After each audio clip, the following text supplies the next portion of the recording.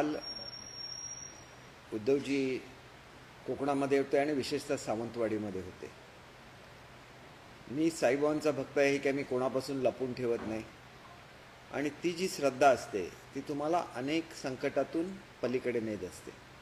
त्याने काय वाक्य म्हटलं की नेहमी साईबाबांकडे जाणारा आणि सत्तेची ऊब दिसल्यानंतर आपला विचार बदलला, हे जे त्यांनी काय बोललेले आहे हे एवढं चुकीचं आहे. मला शेवटी नाईलाजास्तव हे सांगायला लागतं की जे खरोखर भक्त असतात ते कुठल्याही स्वार्थापोटी कोणाकडेही जात नाहीत, ही वस्तुस्थिती आहे. आणि त्याच्यामुळे तुम्ही जी वस्तुस्थिती लपवून ठेवलेली आहे महाराष्ट्रापासून, मी स्वतः साईबाबांना साक्ष ठेवून हे सांगू इच्छितो की उद्धवसाहेब बोलतात हे 100% असत्य आहे. ते भाजपबरोबर पुन्हा जाणार होते. आणि एवढंच नाही तर ज्याचा उल्लेख त्यांनी केला की सत्तेची ऊब लागल्यानंतर साईबाबांचे भक्त बदलतात म्हणून, त्यावेळेला ज्याला आमची निश्चित झालं सगळं आणि त्यावेळेला मी मातोश्रीला बसलेलो होतो आणि माझ्यावर आणीसुद्धा एक गृहस्थ होते जे सर्व आमच्या ह्या प्रक्रियेमध्ये होते उद्धव साहेबांची आणि मोदी साहेबांची गाठ घालून देण्यामध्ये. त्यावेळेला उद्धव साहेबांना नेहमीच गंमत करायची सवय असते. त्याप्रमाणे म्हणाले की आता नवीन राज्य येणार आणि ह्या राज्यामध्ये तुम्ही मंत्री असणार. त्यावेळेला मी त्यांना स्पष्ट शब्दात सांगितलं की तुमच्या हाताखाली मी कधीही मंत्री होणार नाही. कोकणचा मनुष्य हा नेहमी स्वाभिमान बाळगतो. मी कधीही मला शिवसेनेमध्ये घ्या म्हणून सांगायला गेलेलो नव्हतो.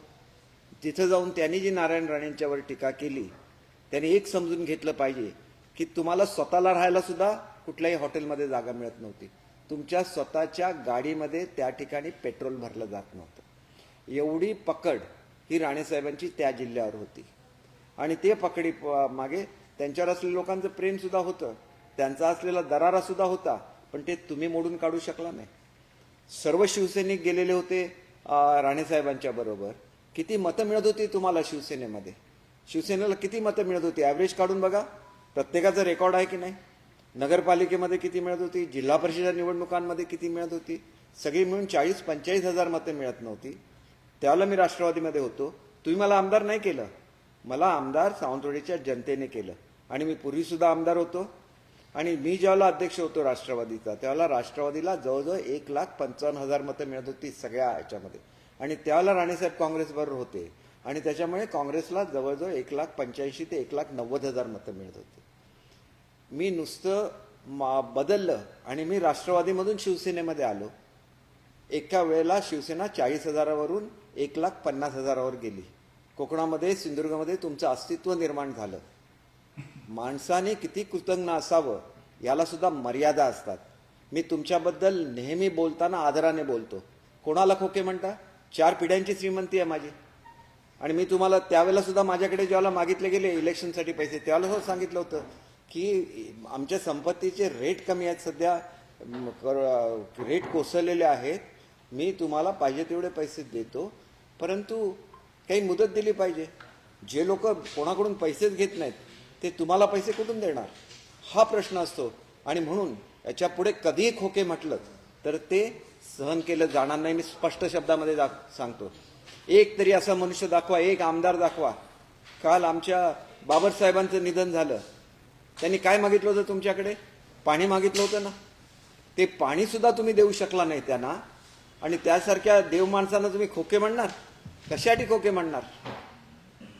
त्यांच्या जनतेसाठी जर त्यांना पाणी पाहिजे असेल तर तुम्ही त्यांना ते द्यायलाच लागेल.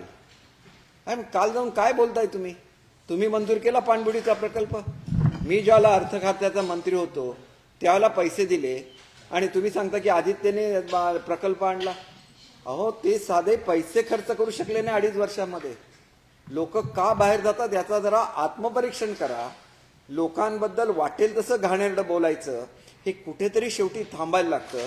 तुमच्याबद्दल आदर आहे म्हणून आम्ही बोलत नाही, तर कृपया असा गैरसमज करून घेऊ नका. देवाने प्रत्येकाला बुद्धी दिलेली असते.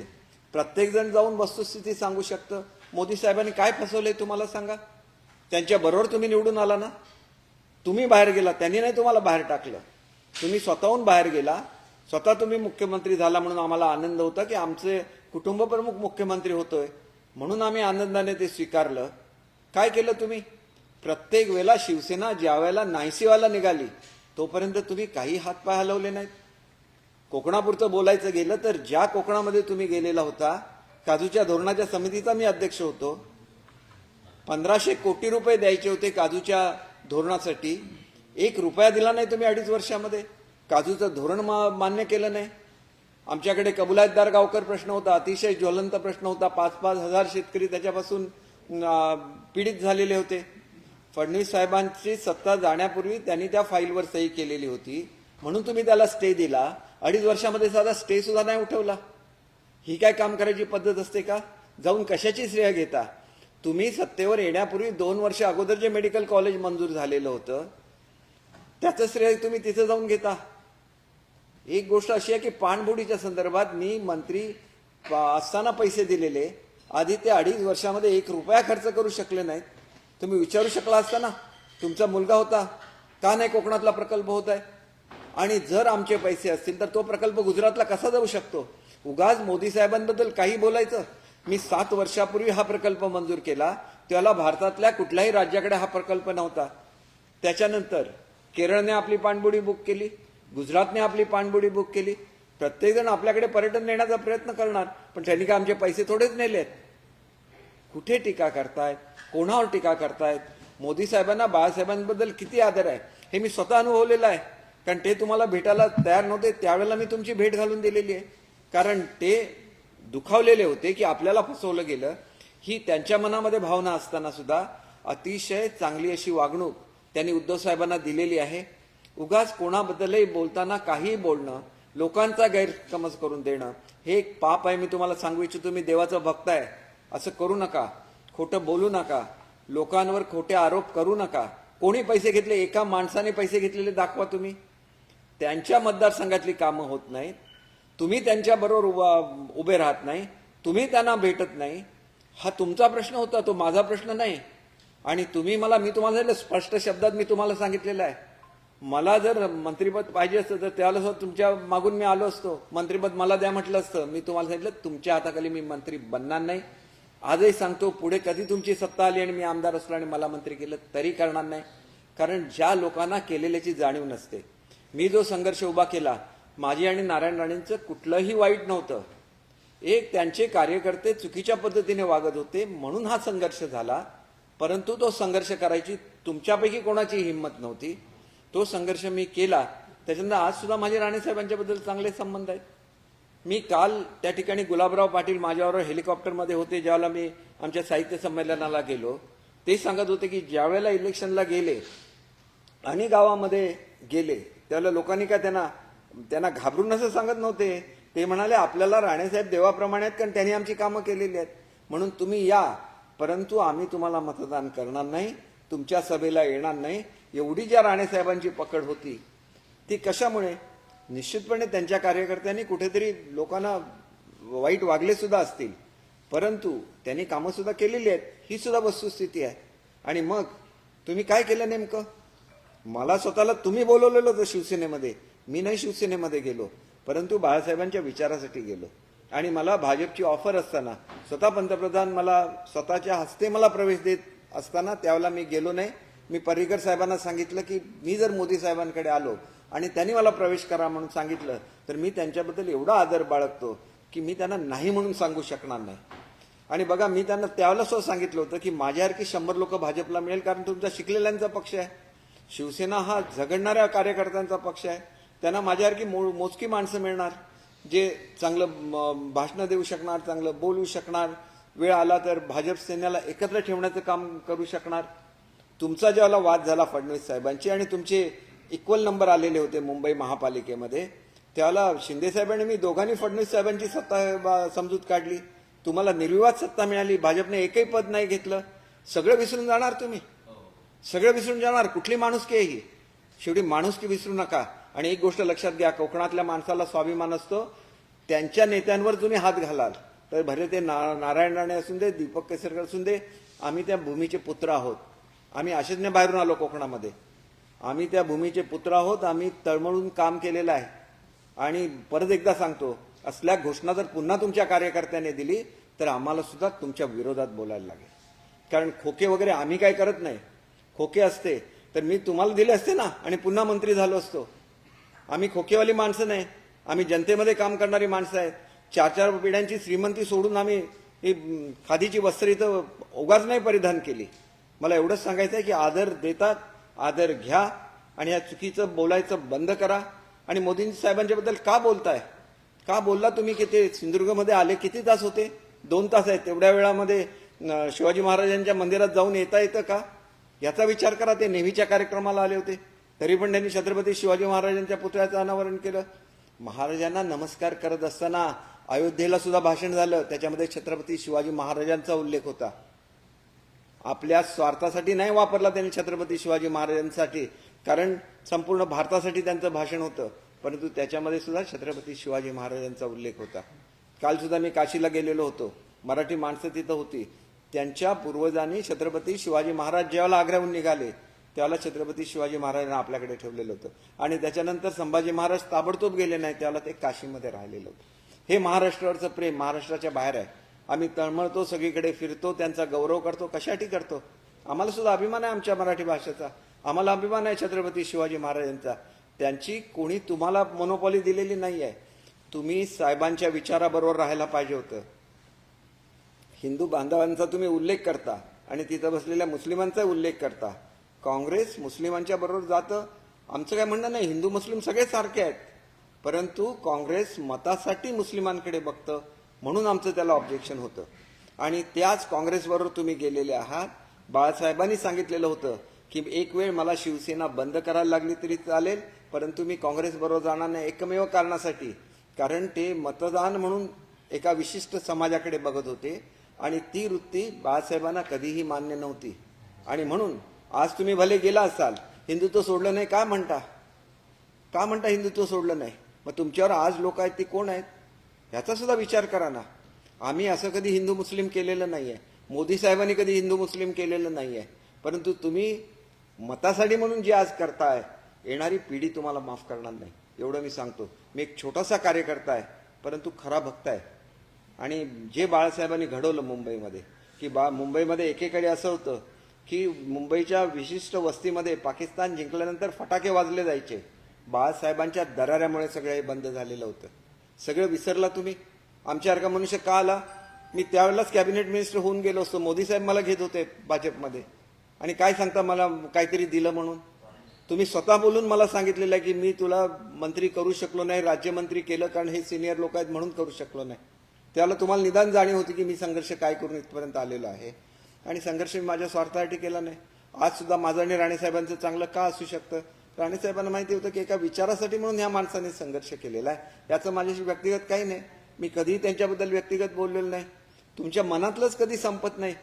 कणकवलीमध्ये भाजप सेनेची युती असताना तुम्ही सेनेचा एबी फॉर्म दिला त्या ठिकाणी, ही वस्तुस्थिती आहे.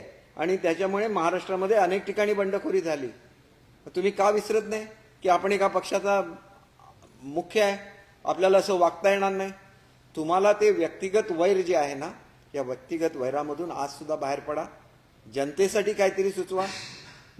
काय झालं पाहिजे? मी तुम्हाला सांगितलं काजूनी अर्थव्यवस्था बदलू शकते. साधे 1500 कोटी रुपये तुम्ही देऊ शकला नाही. शिंदे साहेब आल्यानंतर काय देऊ शकले?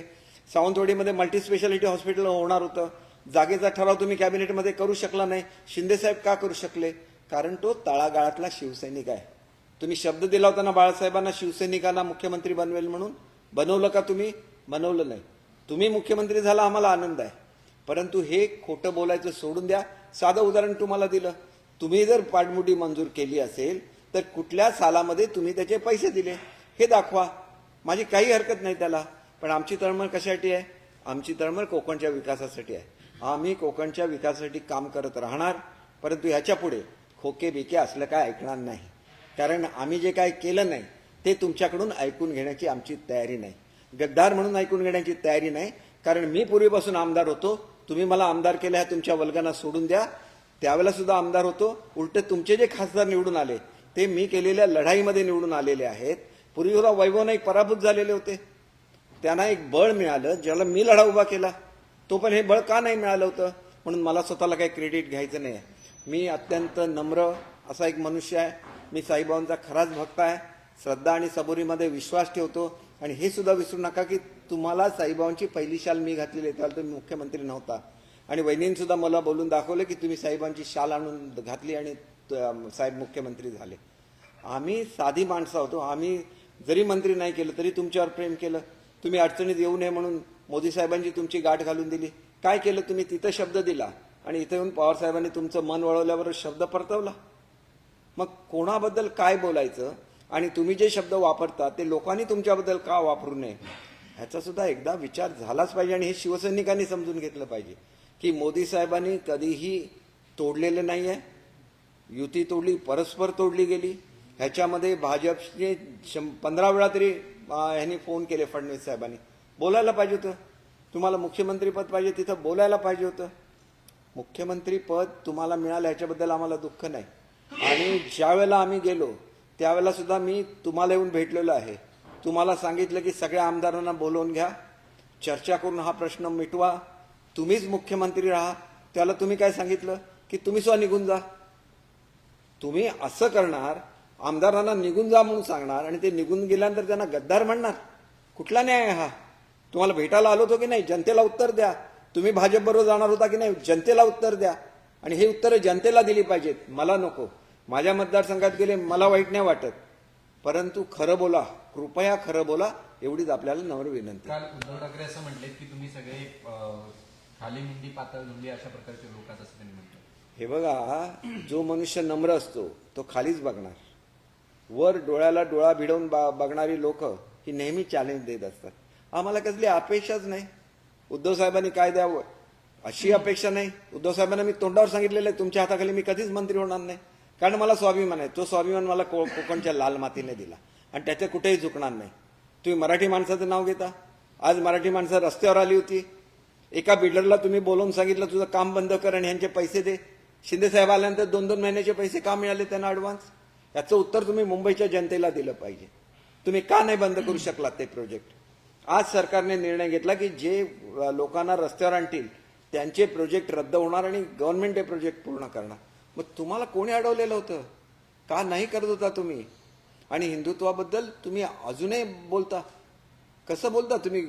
ह्याच्या मीटिंगमध्ये जा काँग्रेसची आणि तिथं बोलून दाखवा. एका मिनिटात तुमची युती तोडून टाकेल काँग्रेस.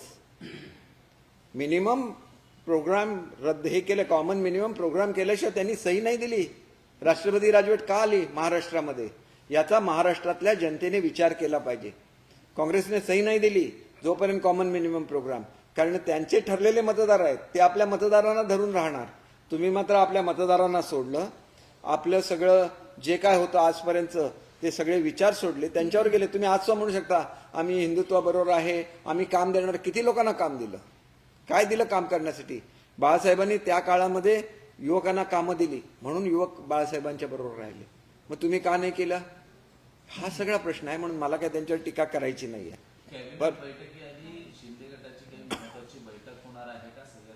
नाही बघा, असे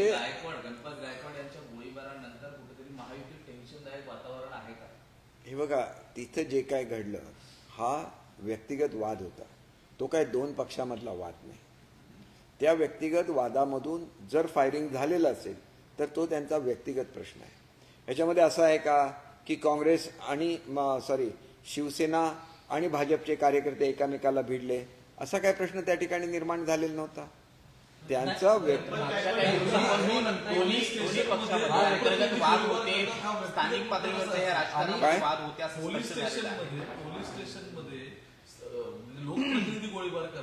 लोकप्रतिनिधींनी गोळीबार केला, त्याची जबाबदारी त्यांनी घेतलेली आहे.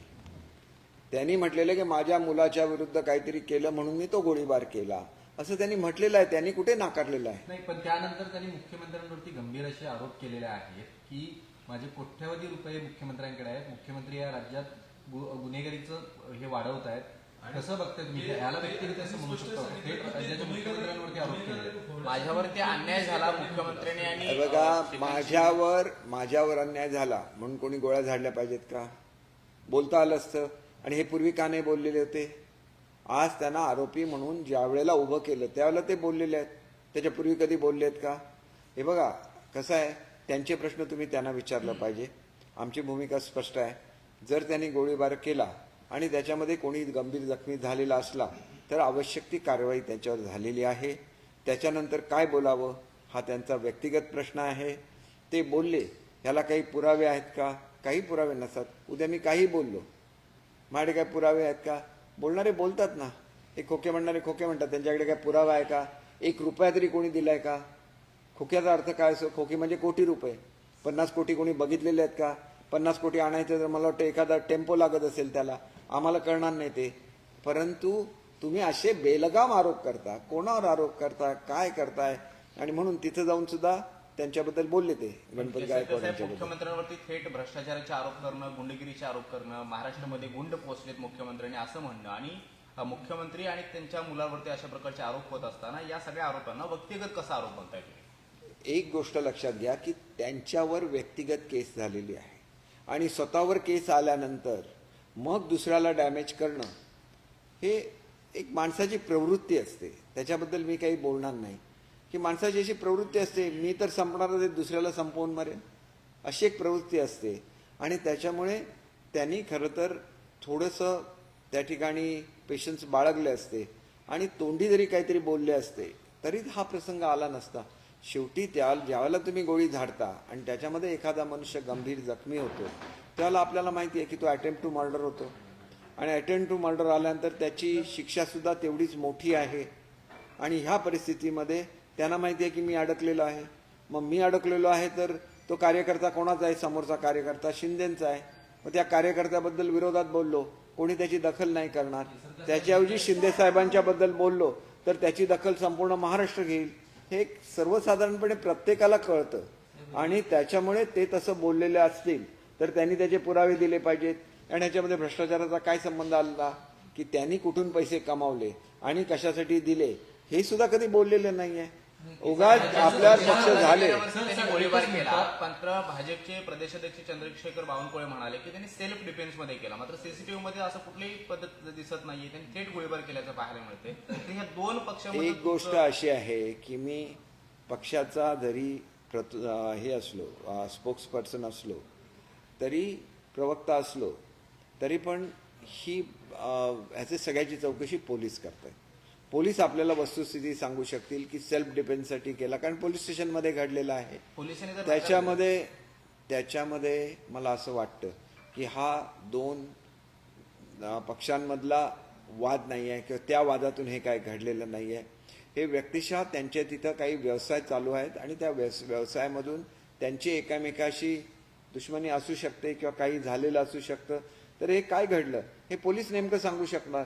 आणि तसं असेल तर त्याच्यामध्ये पक्षाचा काय संबंध आला? संजय राऊतांनी या संदर्भात ट्विट केलेलं आहे आणि श्रीकांत शिंदे यांचा फोटो जो आहे तो एका गुंडासोबत दाखवलेला आहे आणि गुंडासोबत वाढदिवसाच्या दिवशी फोटो काढलाय अशा प्रकारचं ते सगळं चित्र तयार होत आहे. एकूणच कुठेतरी महाराष्ट्रामध्ये कायदा आणि सुव्यवस्थेचा प्रश्न निर्माण झालेला आहे अशा प्रकारचा आरोप जो आहे तो संजय राऊतांकडनं होताना दिसतोय. एक गोष्ट अशी आहे, आता माझ्या वाढदिवसाला समजा माझा वाढदिवस आहे, किती लोक आले आणि कोण बुके देऊन गेले कोणाला काय माहिती असतं का? लोक येतात, विश करतात, जात असतात, शेकडोंची गर्दी असते आणि त्याच्यामध्ये अनेक लोक दुसऱ्या लोकांबरोबर आलेले असतात. त्याच्यामुळे तुझ्याबरोबर असलेला मनुष्य कोण आहे ही कोण चौकशी करत बसत नाही. त्याने विश केलं, त्याच्याबरोबर आलेल्या लोकांनी विश केलं. तर असे आमच्याबरोबर रोज सेल्फी काढणारे शेकडो लोक असतात. मी कुठल्याही कार्यक्रमामध्ये गेलो, लोक जातात सेल्फी काढतात. तो सेल्फी काढणारा कोण आहे मला माहिती असतं का? हे असे बेलगाम आरोप करणं ही संजय राऊतांची सवय आहे.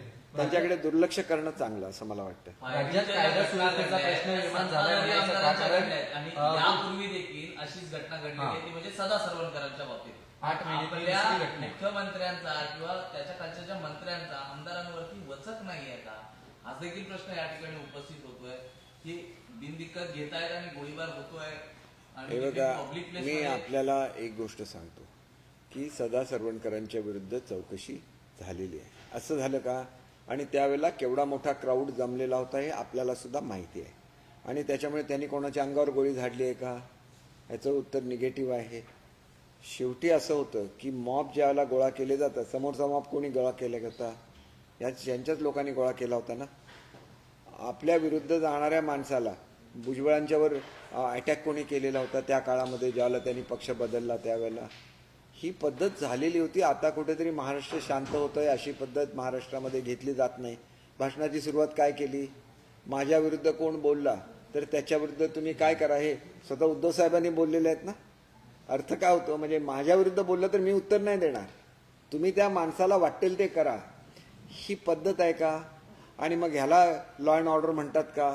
आणि म्हणून मला एवढंच सांगायचं आहे की जे काय बोलले त्याचं मी समर्पक उत्तर दिलेलं आहे. कोकणासाठी काय करायचं नाही आणि मग कोकणी माणसाला येऊन खोटं काहीतरी सांगायचं. काय पद्धतीने बोललेले आहेत, राणेंच्याबद्दल काय पद्धतीने बोललेले आहेत स्टेजवर, हे सगळ्यांनी बघितलेलं आहे. असं करत जाऊ नका. आम्ही कोकणी माणसं शांत असतो, आम्हाला शांतपणे आमच्या लोकांचा विकास करू द्या. तुम्ही 2.5 वर्षामध्ये काय करू शकला नाही, हा तुमची मर्जी.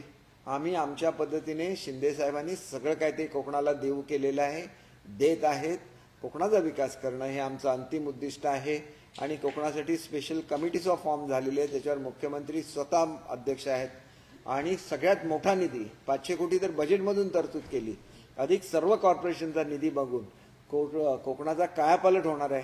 तुम्ही किती वेळा जा, भाषणं करा, कोकणी जनता त्याला बळी पडणार नाही.